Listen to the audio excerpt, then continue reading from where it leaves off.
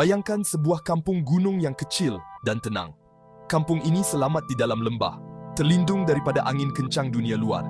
Setiap hari, penduduknya berjalan di laluan yang sama dan biasa. Kaki mereka mengenali setiap batu dan akar kayu. Mereka menyapa jiran yang sama, berbual perkara biasa, dan membakar roti yang lazat di dalam ketuhar yang sama.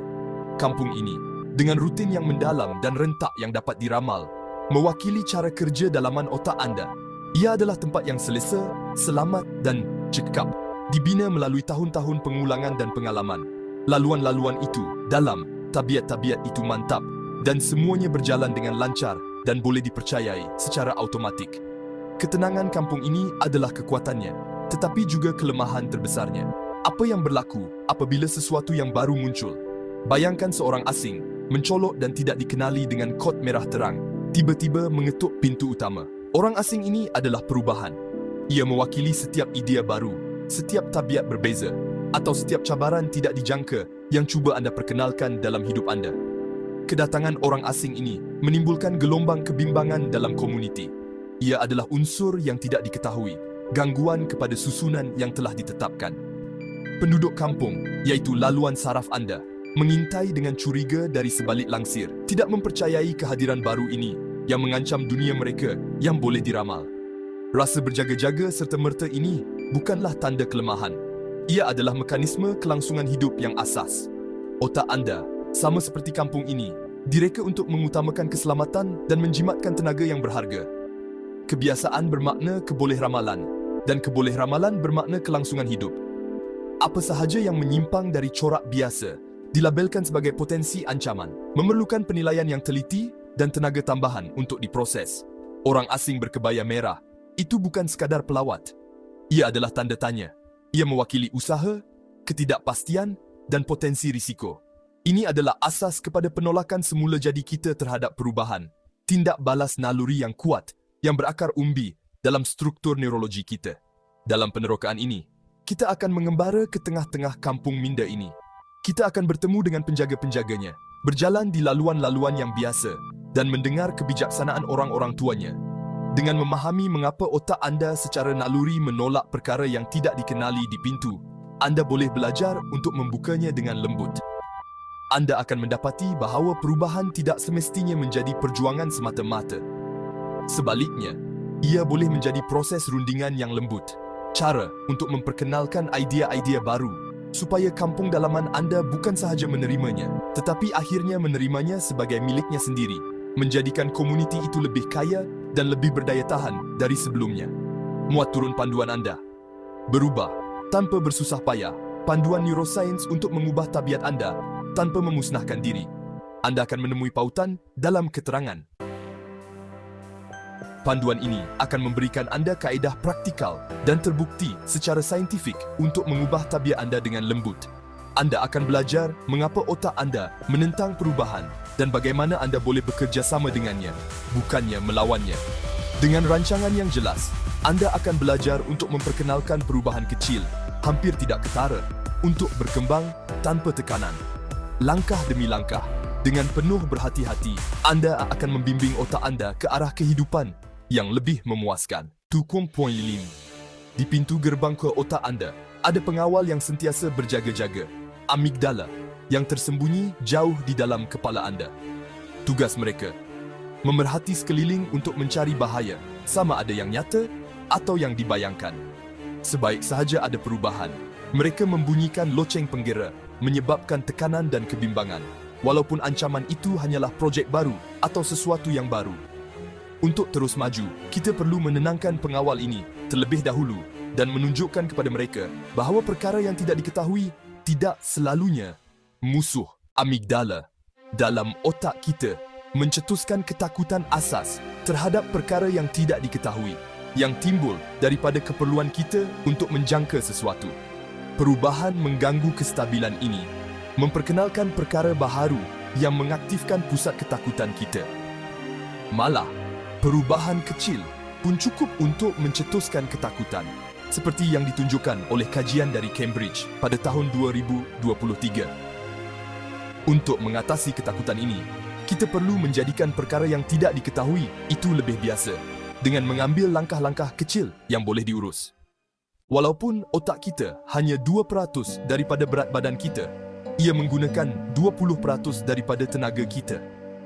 Ia melakukan semuanya secara automatik untuk menjimatkan tenaga dan berpegang pada tabiat kita seperti jalan yang biasa dilalui. Berubah ibarat membuka jalan baharu dalam belukar tebal. Ia memerlukan usaha yang besar dan banyak tenaga. Kuncinya, jadikan tabiat baharu itu semudah dan senyaman mungkin untuk menipu otak agar menjimatkan tenaga. Bentuk minda anda dibentuk oleh laluan anda, litar saraf anda. Setiap pemikiran, setiap tindakan mengukuhkan laluan ini. Dengan pengulangan, laluan ini menjadi lebih cekap, seperti lebuh raya dalam otak anda. Belajar tabiat baharu ibarat membuka denai di hutan tebal. Dengan latihan, denai itu melebar dan tabiat itu menjadi lumrah. Membuang tabiat lama ibarat mengalihkan lalu lintas dari lebuh raya ke denai yang baru kelihatan. Seni bina mental kita yang dibentuk oleh pengulangan adalah cabaran sebenar perubahan.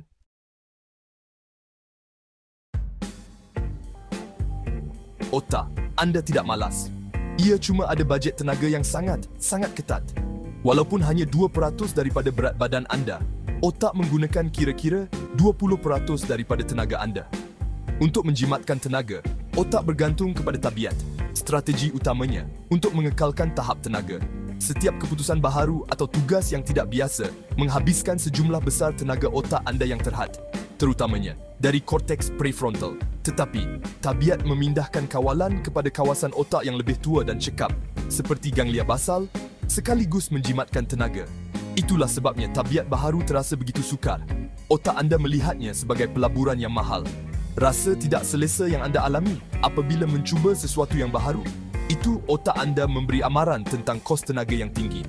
Menentang perubahan bukan satu kelemahan. Ini bermakna otak anda cekap.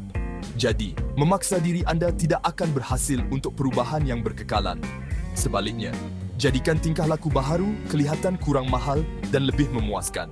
Yakinkan pengurus tenaga otak anda bahawa laluan baharu itu berbaloi.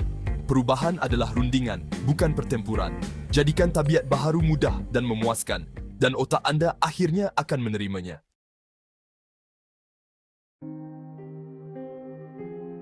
Tabiat kita membuatkan kita percaya yang kita sedang membuat keputusan, sedangkan hakikatnya, kita menghabiskan sebahagian besar hari kita dalam mod automatik. Kita melakukan rutin harian kita, seperti memberus gigi atau membancuh kopi, sementara fikiran kita melayang.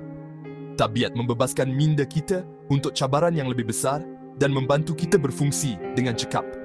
Tanpa tabiat, kita akan dibanjiri oleh pelbagai keputusan kecil. Tetapi, cara kita melakukan sesuatu secara automatik ini juga menyembunyikan sejauh mana tabiat mengawal kita. Tabiat buruk juga kekal, terutamanya apabila kita letih atau tertekan. Cuba berubah pada masa itu adalah seperti cuba mengambil jalan keluar kecil di lebuh raya yang sibuk. Tarikan jalan lama sangat besar. Otak anda akan kembali ke sana secara automatik sebelum anda menyedarinya. Tabiat bukan sekadar kecenderungan, ia adalah struktur sebenar dalam otak. Untuk mengatasinya, ia memerlukan lebih daripada sekadar kekuatan kemahuan. Ia memerlukan rancangan. Pertama sekali, anda perlu sedar akan tabiat itu. Kemudian, anda perlu membina dan menguatkan laluan baru secara perlahan-lahan, sehingga ia kukuh seperti yang lama. Perubahan adalah tentang membina sesuatu yang baru dengan sengaja, bukan hanya membuat keputusan.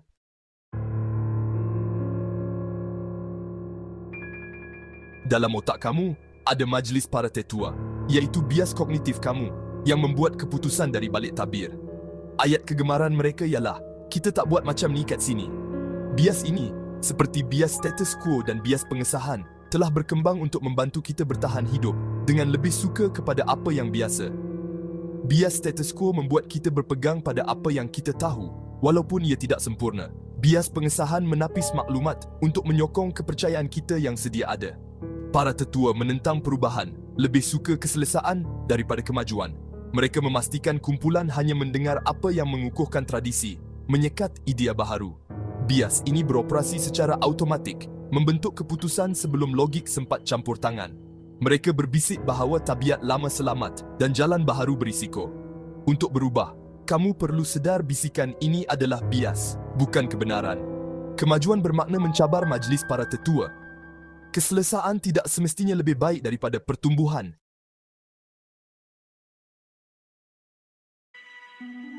Kuasa bias kognitif boleh mengatasi logik, walaupun anda tahu perubahan itu baik. Kajian menunjukkan bahawa, dalam kebanyakan keputusan harian, tabiat dan bias mengatasi pemikiran rasional. Otak anda, secara semula jadi, lebih suka laluan yang mudah dan biasa untuk kecekapan, bukan untuk kebenaran. Ini menimbulkan konflik dalaman. Logik mengatakan, berubah, tetapi bias mengatakan, kekal seperti ini. Logik, orang tua itu mudah. Yang biasa itu selamat, usaha itu mahal. Keselesaan segera mengatasi ganjaran masa depan. Logik semata-mata jarang memenangi naluri ini. Untuk berubah, anda perlu bercakap bahasa orang tua itu.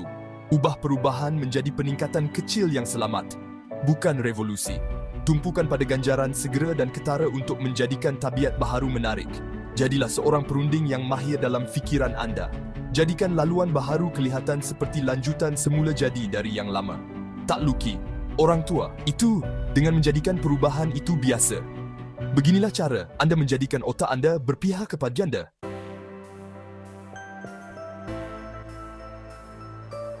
Baiklah, mari kita beralih daripada memahami kepada melakukan. Menginginkan sesuatu tidak cukup. Kita memerlukan strategi yang berasaskan neuroscience. Pertama, manfaatkan sistem ganjaran otak anda. Sedikit dopamin pada waktu pagi memberikan nada positif sepanjang hari. Mulakan dengan sesuatu yang kecil, tugas yang mudah dan spesifik, yang berkaitan dengan sesuatu yang anda sudah lakukan secara tetap.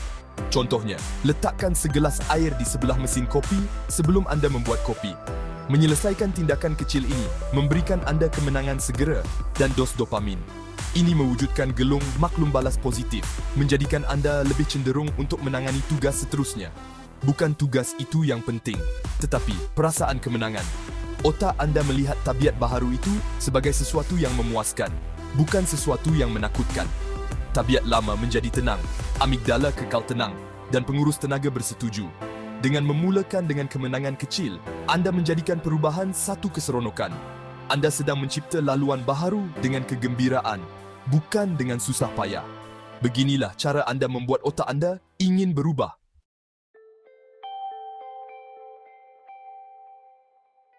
Strategi kedua, menggunakan imajinasi otak anda. Gambaran yang jelas mengaktifkan laluan yang sama dalam otak seperti tindakan sebenar. Hanya 60 saat latihan mental setiap hari boleh mula membuka laluan baru. Ini menjadikan tabiat baru kurang asing dan lebih mudah untuk diterima. Contohnya, selepas mencuci muka, pejamkan mata anda dan bayangkan diri anda bercakap dengan yakin dalam mesyuarat. Gunakan semua deria anda. Lihat, dengar dan rasai pengalaman itu. Filem mental. Ini menghasilkan perasaan yang baik dan menenangkan tindak balas ketakutan otak. Visualisasi memberikan otak anda gambaran kejayaan dan mengurangkan ketidakpastian. Ketua suku kaum tenaga melihat kurang risiko, lebih banyak ganjaran. Mengulang-ulang, membayangkan kejayaan, mengubah yang tidak diketahui menjadi biasa. Orang tua kampung mula mempercayai laluan baru itu. Dengan sedikit latihan, diri, masa depan, anda menjadi seseorang yang disambut baik oleh kampung. Strategi ketiga, mengalihkan perubahan daripada fikiran peribadi anda dan meletakkannya dalam suasana sosial. Kita manusia ini makhluk sosial. Kita sangat ambil berat tentang apa yang orang lain fikirkan tentang kita. Bila anda beritahu seseorang yang anda percaya bahawa anda ingin berubah, anda telah cipta satu komitmen sosial yang kuat. Sains menunjukkan bahawa walaupun komitmen awam yang kecil meningkatkan peluang kejayaan anda sebanyak 35%. Contohnya, hantar mesej kepada rakan setiap pagi. Minggu ini, tiada gula dalam kopi saya. Tindakan mudah ini menjadikan matlamat anda sebagai usaha berpasukan dan meningkatkan peluang kejayaan anda. Guna kain penulisan untuk membentuk semula pemikiran anda. Setiap malam, tulis frasa seperti, saya seorang yang mudah menyesuaikan diri dalam jurnal anda. Perbuatan mudah ini mengaktifkan pelbagai kawasan otak dan membantu idea baharu untuk bertapak. Sebelum tidur, ucapkan frasa kesyukuran dengan kuat. Ritual ini membantu anda membuat kemajuan dan mengakhiri hari dengan positif. Ini adalah pelan tindakan 7 hari anda. Panduan yang jelas untuk membantu anda membina tabiat baharu. Setiap hari, satu tindakan kecil, kemenangan kecil di pagi hari. visualisasi, mesej kepada rakan, penegasan bertulis, ritual kesyukuran. Kitaran mingguan ini akan mengubah otak anda secara perlahan-lahan, seperti hujan renyai yang membantu tumbuhan baharu untuk tumbuh. Berubah bukanlah seperti berperang dengan kota berkubu atau beradu kekuatan dengan fikiran anda. Sebaliknya, anggaplah ia seperti tarian. Pimpin fikiran anda dengan lembut, sabar, dan pujukan. Selangkah demi selangkah, anda mengajar diri anda tabiat baharu sehingga ia menjadi kebiasaan. Kekuatan perubahan terletak pada kelembutan. Jemput fikiran anda untuk menari selangkah demi selangkah. Jika anda suka video ini, sila langgan dan kongsi.